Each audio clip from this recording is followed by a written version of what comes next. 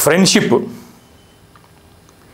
ఇవాళ రోజున మీ చుట్టూ తిరుగుతున్న 10 మంది ఫ్రెండ్స్లో 9 మంది దొంగలే. వాళ్ళని వదిలించుకోవడమే మంచిది. ఇది నాకు 40 ఏళ్ళు పట్టింది తెలుసుకోవటానికి.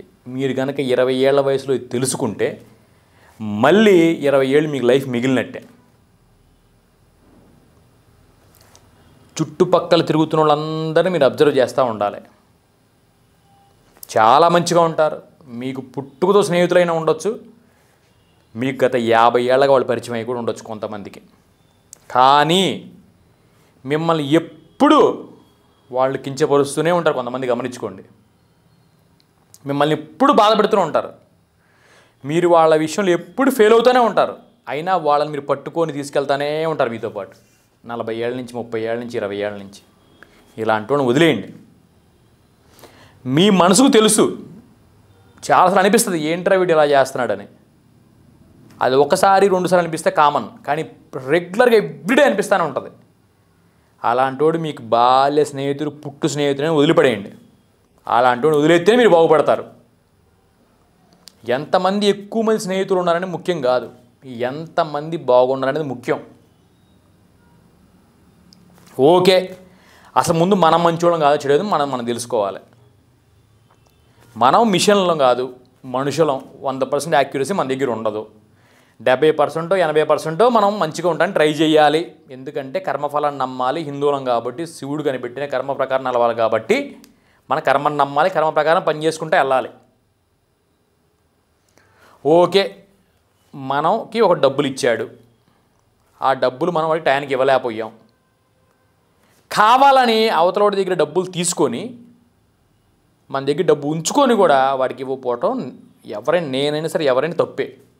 ఒకవేళ వాడి దగ్గర నేను డబ్బులు తీసుకొని అది వేరే వాడికి ఆ స్థలం రూపంలోనో ఇంకో రూపంలో పెట్టినప్పుడు యువతలు కూడా మోసం చేయటం వల్ల నేను డబ్బులు వీడికి ఇవ్వలేకపోయా.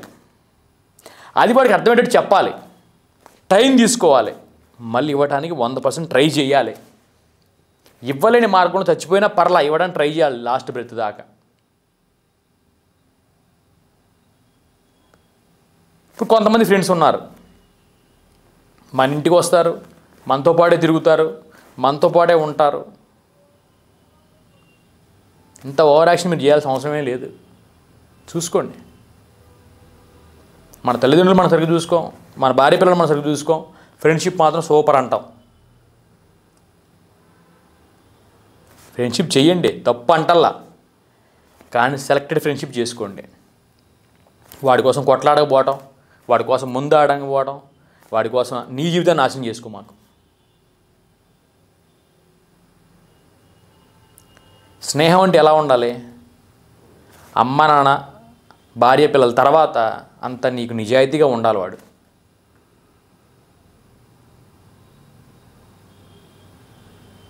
చస్తే ఈ 4 ఫ్రెండ్స్ వచ్చేటట్టు నీ శవాన్ని మోసేటట్టు ఉండాలి. అరే నాకు రేపు ఏమైనా వాడు రాడేమో, వాడు తిట్టినా వాడి దగ్గరికి పోదాం, నాకు ఇంక వేరే వాళ్ళు ఎవరు లేరేమో, సాయంత్రం లెగిస్తే మళ్ళీ మాట్లాడి షాప్ దగ్గర ఎవరు కనిపించారేమో, ఇలాంటి తొక్కలో ఫ్రెండ్షిప్లు చేసుకోమాకండి. ఇవాళ రోజున యూత్ని మేము చూస్తున్నాం, చాలామంది మర్డర్లు కూడా చేస్తున్నారు ఫ్రెండ్షిప్ కోసం. ఏంది తొక్కలో నీ మర్డర్? నువ్వు వాడి ఎదవా, వాడు మర్డర్ చేయాలని నిన్ను ప్రోత్సహించాడంటే వాడు ఎంత దరిద్రుడు చూడండి. వాడి దాంట్లో మీరు కనుక వెళ్ళి మర్డర్ చేద్దామని మీరు అనుకున్నారంటే మీరు ఎంత ఎదవలో చూడండి. ఆ శివుడు ఆ పాపంలో మీకు సహభాగం ఇస్తాడు. రేపు నెక్స్ట్ జన్మలో మిమ్మల్ని ఆడుకుంటాడు, మామూలుగా ఆడుకోడు, వికలాంగులుగా పుట్టిస్తాడు. అసలు మిమ్మల్ని 40 ఏళ్ళు మంచంలో ఉంచుతాడు, మామూలు నరకం చూపిస్తాడు. అది నరకం అంటే పైన ఎక్కడో ఉండదు నరకం. మన వల్ల అవతలకి ఫ్రెండ్ తప్పు జరిగిందా, తప్పు చేసామా ఒప్పుకోండి, కానీ కావాలని మనం తప్పు చేయకూడదు. తెలిసి తెలియక తప్పు జరిగితే బాబు తెలిసి తప్పు జరిగిపోయిందిరా ఇంకెప్పుడు చెయ్యను, ఒక అవకాశం ఇవ్వని ఫ్రెండ్షిప్ చేసుకోవాలి. తప్పు జరిగిపోయిందని చెప్పి మనం చేయిపోయిన తప్పు జరిగిందని కొన్నిసార్లు మనమే తప్పు జరిగింది అనుకొని దాక్కోవటం, ఫోన్లు ఎత్తకపోవటం, అబద్ధాలు చెప్పటం, ఇవన్నీ నిన్ను నువ్వు కించపరుచుకున్నట్టు నీ ఫ్రెండ్ని కూడా కించపరిచినట్టు. మందు కోసం, సిగరెట్ల కోసం, అమ్మాయిల కోసం లేదంటే ఇంకో రకంగా ఫ్రెండ్షిప్ని వాడుకోమాకండి. అలాంటి వాడేదాన్ని మీరు గమనించుకోండి.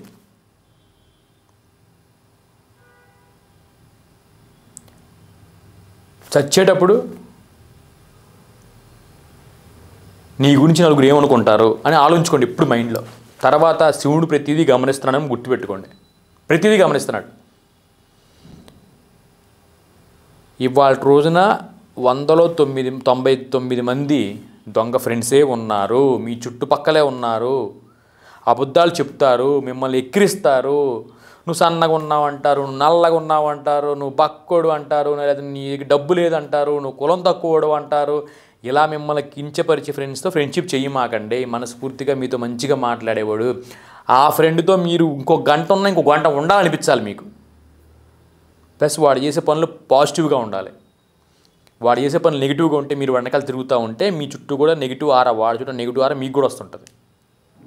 మేబీ వాడు 100 కోట్లు ఉండొచ్చు, వాడు 100 కోట్లు ఉండొచ్చు, మీకు నెలకి 20 లక్షలు 5 లక్షలు మీకు ఎంత ఇస్తూ ఉండొచ్చు. అయినా కూడా వాడు పాపాలు కూడా మీకు భాగం ఇస్తాడు. మీకు మనశ్శాంతి ఎప్పుడూ ఉండదు. 60 ఏళ్ళు 70 ఏళ్ళు వచ్చిందని మీకు అర్థమైద్ది. అది అంతా పాపం అంతా మూట కట్టుకుంటారు. వాడు చేసే క్రైమ్లో మీకు భాగం, వాడు చేసే దొంగతనాల్లో మీకు భాగం, వాడు చేసే మర్డర్లో మీకు భాగం ఇస్తున్నాడు. కాబట్టే మీరు పురాణాలు చూసినట్టయితే దుర్యోధను ఒక్కసారి ఊహించుకోండి. కర్ణుడు వచ్చాడు, మంచి వ్యక్తి, నిజాయితీపరుడు, దాన వీరశూర కర్ణ, కానీ దుర్యోధనుడితో ఫ్రెండ్షిప్ చేశాడు. దుర్యోధనుడిని గెలిపించినందుకు దుర్యోధనుడి తనకు రాజ్యం ఇచ్చాడు, అంగరాజ్యాన్ని కర్ణుడికి. కర్ణుడు రాజ్యం అంటే ఇంకంతకన్నా మీరు ఇంకేం సంపాదిస్తాం, మీరు నేను ఏం సంపాదిస్తాం, ఇచ్చాడు. కానీ ఏం చేశాడు కర్ణుడితో? ఈయన పాపంలో ఈయనతో కూడా భాగం చేయించాడు. ఆఖరికి ఏమైంది? కర్మబలం ప్రకారం ఎంత దాన వీరశూరకర్ణ అయినా, ఎంత మంచోడైనా, ఎంత గొప్పటోడైనా కర్ణుడు ఆఖరికి కుక్క చావు చావాల్సిన పరిస్థితి వచ్చింది. ఎందుకు వచ్చింది? ఎందుకంటే అధర్మమైన ఫ్రెండ్షిప్ వెనకాల నిలబడ్డావు కాబట్టి. అయ్యో నాకు అర్థం కావట్లేదు ఎవడు మంచోడో ఎవడు చెడ్డోడో, అయ్యో నాకు అర్థం కావట్లేదు, ఈ నాటకాలు వద్దు. నీ మనసు చెప్పింది నేను మాకు, నీ మైండ్ నీ బ్రెయిన్ ఏం చెప్తుంది అది విను. మనసు ఏముంది, ఆశపడిద్ది, నాకు అది కావాలి, నాకు ఇది కావాలి, బ్రెయిన్ చెప్తూ ఉంటుంది తప్పు అని. అది విను. పురాణాలు తీసుకో, కర్ణుణ్ణి ప్రతి క్యారెక్టర్ మహాభారతంలో ఉండిద్ది. కొంతమంది ఫ్రెండ్స్ చిన్న చిన్న తప్పులు చేస్తారు, అవి కామన్, మనం చేస్తాం వాడు చేస్తాడు, వదిలేయటమే, సరదా తీసుకోవడం.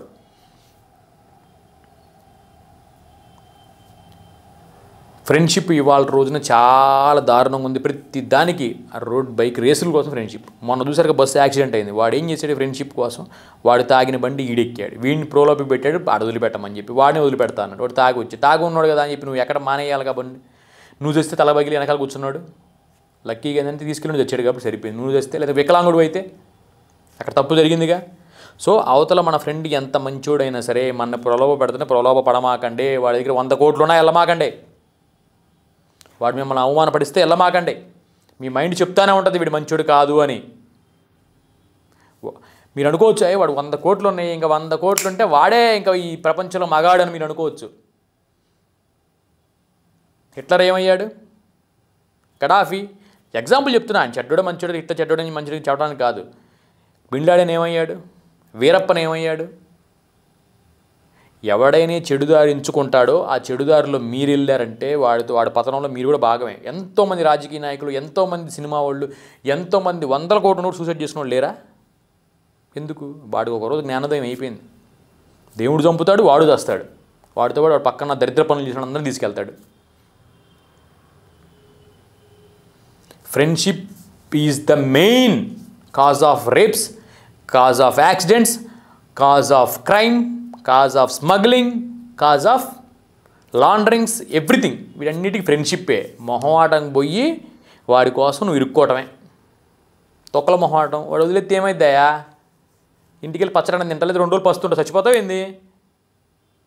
అదే క్రైమ్లో ఇరుక్కుని స్టేషన్లో పడితే, మర్డర్లో ఇరుక్కొని స్టేషన్లో పడితే, 16 డ్రగ్స్లో ఇరుక్కుని స్టేషన్లో పడితే, నీ తల్లిదండ్రులు, నీ భార్య పిల్లలు, నిన్ను నమ్ముకున్న వాళ్ళందరూ ఏమవుతారు? మన ఇంట్లో వాళ్ళు మంచి ఫ్రెండ్స్ బయట వాళ్ళు లేరయ్యా. తర్వాతే బయటోళ్ళు.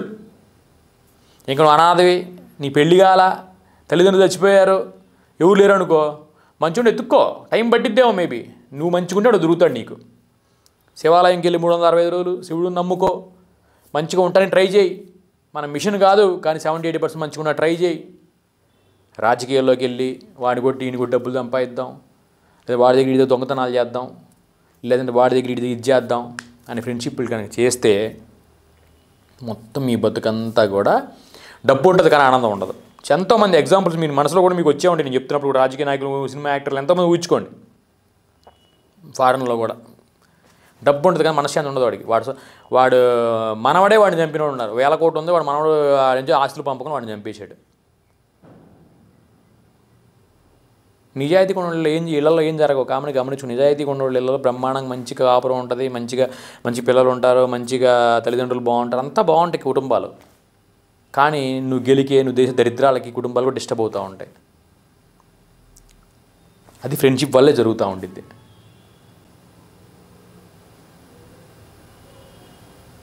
క్రైమ్కి దూరంగా ఉండాలి.